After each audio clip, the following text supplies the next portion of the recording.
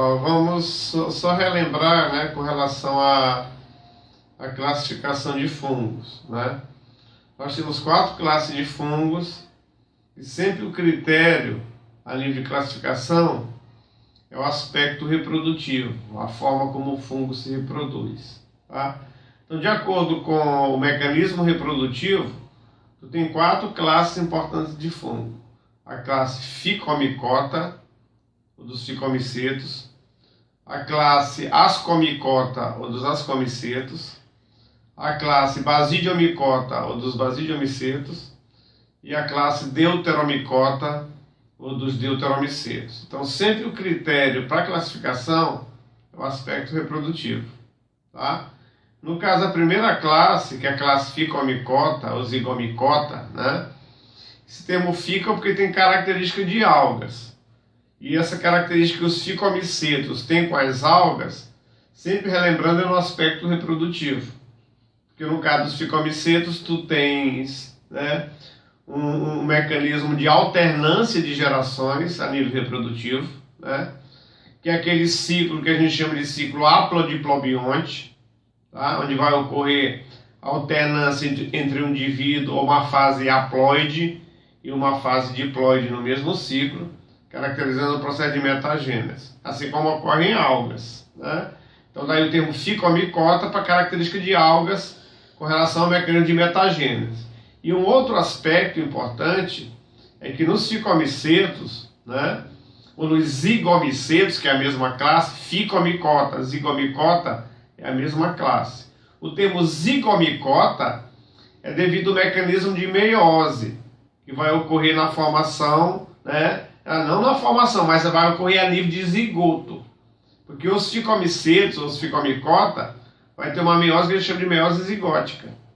Toda meiose zigótica inicial, tá? Então atente para isso. Ocorre alternância de gerações na classe Ficomicota, né? Só que o mecanismo de meiose, ela não é uma meiose espórica, ela é uma meiose zigótica, tá? Alternando uma fase assexuada e uma fase sexuada. A gente vai ver isso daqui a pouco, né? Na parte que eu vou mostrar o ciclo reprodutivo para vocês. Só relembrando que a classe dos Ficomicota, ou dos ficomicetos, são representados pelos mofos ou bolores, tá? Aí tem o mofo negro do pão, que pertence ao gênero chamado de Rhizopus, né? Aí tem o mofo branco dos excrementos, tudo pertence ao gênero Rhizopus. Então, se perguntar na prova, os bolores ou mofos se reproduzem por qual processo? Aí pensa no mecanismo de alternância de gerações ou metagênese, tá? E os bolores, alguns, né, ocorrem no pão, que se você ingerir, ele pode ter uma função antibiótica, funcionando como antibiótico natural. E há alguns representantes, como o gênero Aflavus, né, produzem uma toxina, que é chamada de flavotoxina ou aflavotoxina, tá? Que pode levar um envenenamento na pessoa, uma intoxicação, podendo gerar até um tipo de câncer hepático, um tipo de câncer no fígado, tá? Então atente para isto, com relação à classe dos Ficomicota, bolores. Aí tu tem a segunda classe, que é a classe Ascomicota, ou dos ascomicetos, que é uma das classes mais importantes de fungo, porque tem interesse na produção de alimento, tem interesse na indústria farmacológica, tá?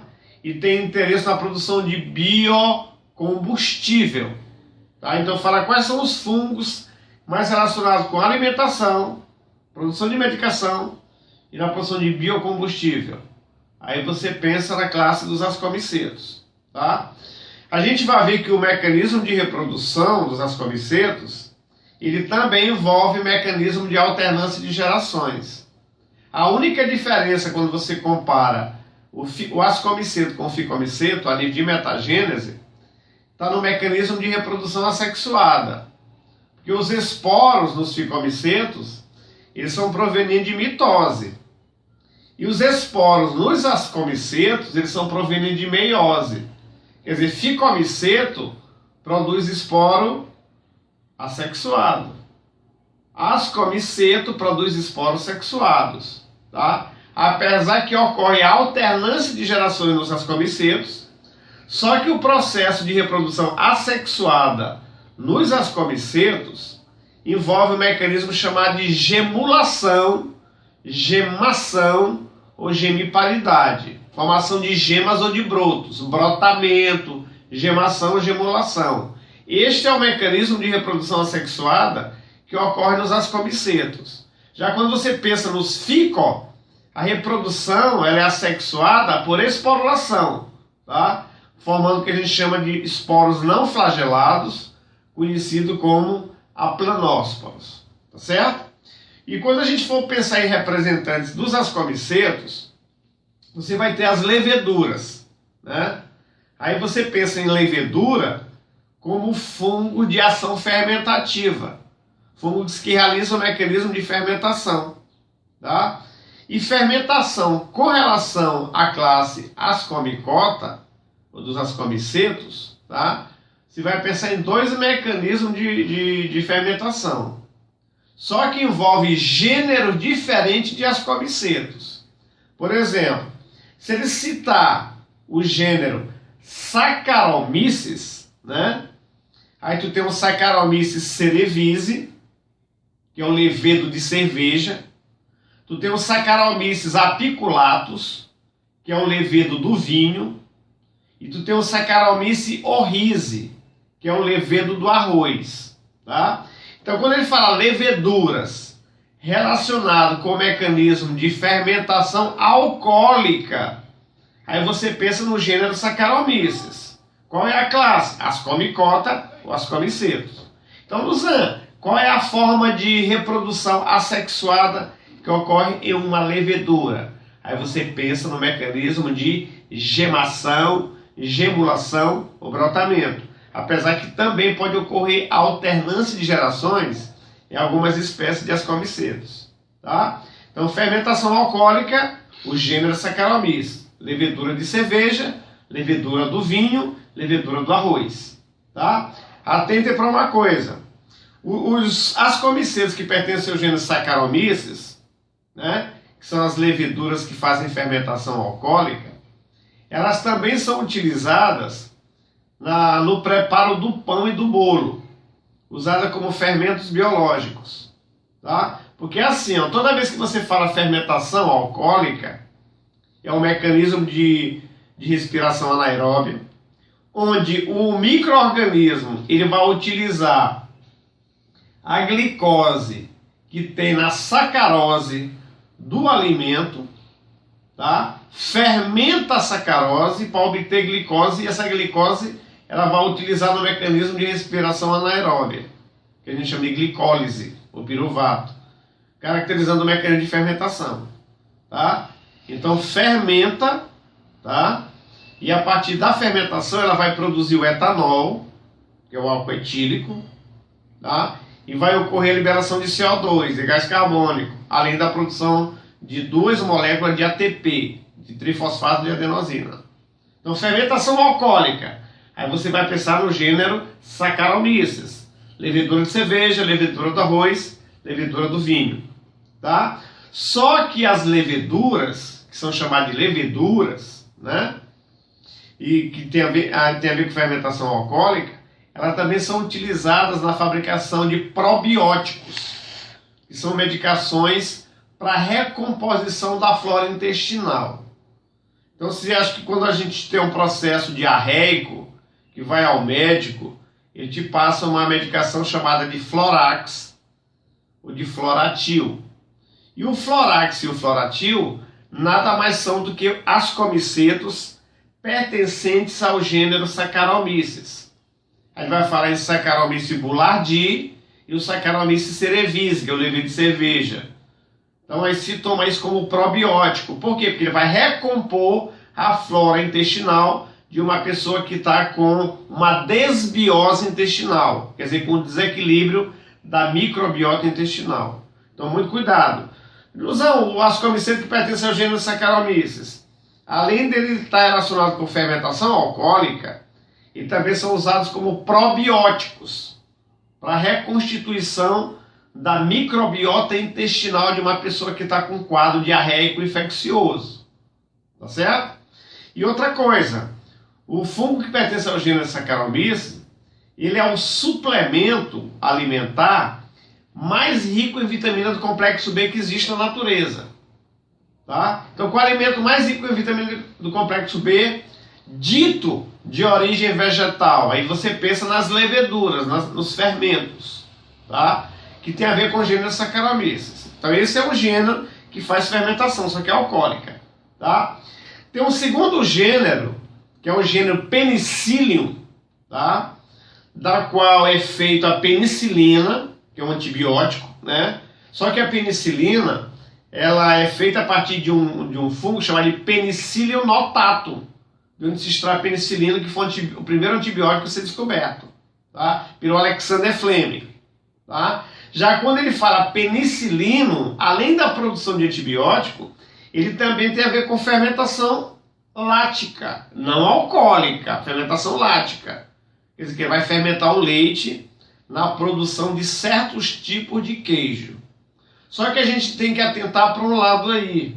Quando se fala de fermentação alcoólica, né, Saccharomyces, fermentação lática, tu pensa em 2 micro-organismos. Tu pensa em lactobacilos, que são bactérias, que faz a fermentação do leite para a produção de coalhada ou iogurte, tá? E tem a fermentação lática feita por fungos, que pertence ao gênero Penicillium, que é um ascomiceto, tá? Então, quando ele fala assim, queijo Roquefort, Penicillium Roquefort, queijo Camembert, Penicillium Camembert, queijo Gorgonzola, Penicillium Gorgonzola. Então, o nome do queijo é o nome do fungo, que faz a fermentação do leite, né? Que eram produzidos na antiguidade em cavernas, daí caves, né? Então você vê muito esses termos a nível de complemento, né? Como leitura complementar nessa parte de fungos. Então atente para isso, tá? Então fermentação alcoólica, o gênero Saccharomyces, fermentação lática, o gênero Penicillium. Aí tu pensa na produção de antibióticos e na produção de queijo com este gênero chamado de Penicillium, tá? E tem um outro representante que é chamado de Clavíceps purpúrea, este fungo, tá? E do Clavíceps purpúrea, ele é conhecido na linguagem popular como esporão do centeio. Ele é um fungo que parasita o centeio, que é o cereal, assim como o trigo, tá? Só que quando ele parasita o centeio, se a pessoa ingerir esse centeio, ele pode ter uma parada cardiorrespiratória, porque deste fungo chamado de Clavíceps purpúrea, tá, se extrai um alcaloide, tá? E esse alcaloide chamado de ergotamina ou ergotina, tá? Além dele ser alucinógeno, tanto que ele participa, é um dos componentes do LSD, né? Que é aquela droga que é utilizada no tratamento de quem tem problemas mentais, tá? Que é a dietilamida do ácido lisérgico, que é o LSD. O princípio ativo do LSD é a ergotamina. E a ergotamina é extraída desse fungo chamado de Clavíceps purpúrea, tá? Então, algumas medicações que é utilizada no tratamento para quem tem problema mental é a ergotamina, a ergotina, extraído do tal do esporão do centeio, que é um fungo da classe Ascomicota. Então, só que o interesse aí, ó, é na produção de substâncias, né, farmacológicas, utilizado como fármaco a ergotamina, tá? Então, são alguns exemplos que eles abordam ali de prova. Daí, a classe, né, de ascomiceto ser uma das mais importantes, porque ele é importante na fermentação alcoólica, produção de combustível, como etanol, tá? Vai ser relacionado com a produção de alimento, como o queijo, tá? E na produção de fármaco, de medicação, como os probióticos, tá bom? Além da penicilina, que é um antibiótico natural, tá ok? Então essa é a segunda classe. A terceira classe é a classe chamada de Basidiomycota ou dos basidiomicetos. Característica dos basidiomicetos: são os fungos mais evoluídos, então são mais complexos. Então qual é a classe de fungo mais evoluída? A classe Basidiomycota, onde todos os seus representantes são cogumelo de chapéu, quer dizer, são cogumelos que tem o que a gente chama de basidiocarpo, que é o corpo de frutificação de um basidiomiceto. Tá? Então quer dizer que todo basidiomiceto tem corpo de frutificação. E isso coloca muito cenário de prova. Qual é a classe de fungos que todos os seus representantes formam corpo de frutificação? Basidiomicota ou basidiomicetos. Porque as comicetos tem algumas espécies que são cogumelos, quer dizer, com corpo de frutificação, e tem espécies que não são cogumelos, sem corpo de frutificação, como levedura não tem corpo de frutificação. Tá? Já os basidiomicetos não. Todas as espécies de basidiomicota são com corpo de frutificação, que se chama de basidiocarpos. Tá? E relembrando que no caso do cogumelo, né, são os cogumelos chamados de chapéu, ou cogumelos que têm aspecto de um guarda-chuva, né? Aí você pensa na classe basidiomicota.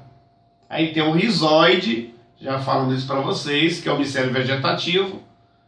Tem a haste, o chapéu e as lamelas, que faz parte do corpo de frutificação do basidiomiceto, que eu vou chamar de basidiocarpo. Então não sabe o que é o basidiocarpo? É o corpo de frutificação de um basidiomiceto, que caracteriza o seu micélio reprodutivo.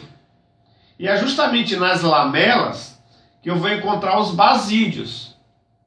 Né? E basídios são bolsas com aspecto de bastões, daí o termo basídio, para bastão, né? Tem a mesma conotação de bacilo. E esses bastões reprodutivos estão localizados nas lamelas, que fica na base do chapéu. Uma característica importante: nos basidiomicetos não existe mecanismo de metagênese, de alternância de gerações. Eles são os fungos mais evoluídos. Então a reprodução nesta classe ela é exclusivamente sexuada. Não existe processo assexuado em basidiomiceto. Todos os mecanismos são sexuados em todos os representantes. Tá? Aí vai formar o que a gente chama de basídio dicariótico. Esse basídio apresentando dois núcleos. Esses dois núcleos se fundem pelo mecanismo chamado de plasmogamia, onde vai ocorrer a mistura desse material genético.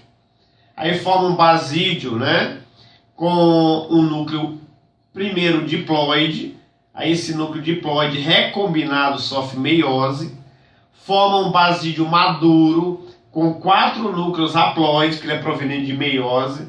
E cada núcleo desse migra para a periferia do basídio, liberando o que a gente chama de basidiósporos.